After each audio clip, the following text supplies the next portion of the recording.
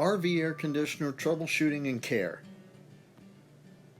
Make sure you watch this video to the end because we're going to cover multiple scenarios here.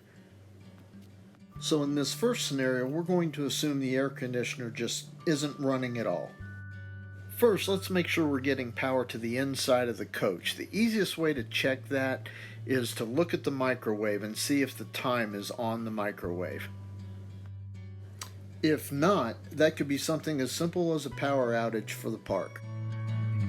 Next, we're going to find our circuit breaker panel and we are going to check the circuit breakers, both the main and the air conditioner circuit breakers. Next, we'll go out to the campsite power pedestal and check the circuit breakers there. Next, we're going to check the connections on both ends of the power cord.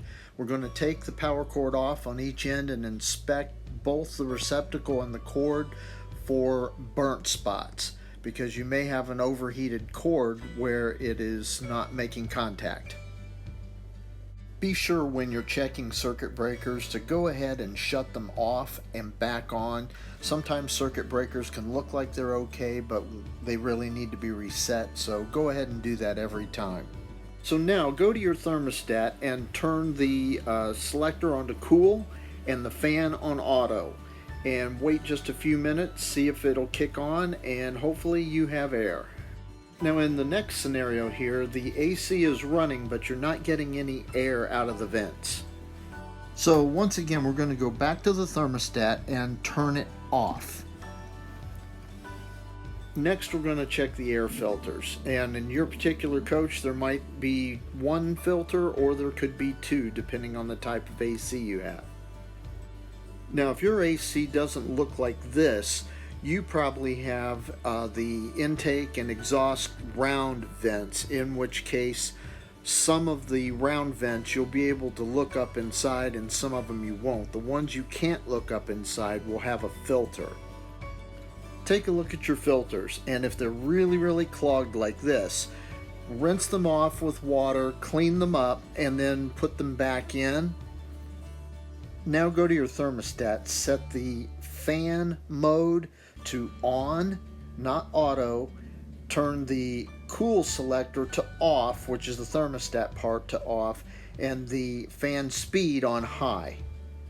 The reason for this is because by having those filters clogged, more than likely the condenser froze up, and so now you have a solid block of ice up there that needs to be defrosted. So by turning the fan on high and not having the air conditioner on, that will help to defrost that ice. It will take a couple hours depending on how much it's clogged. However, as it defrosts, the air blowing through and over that ice, eventually you're going to start feeling more and more cold air coming through.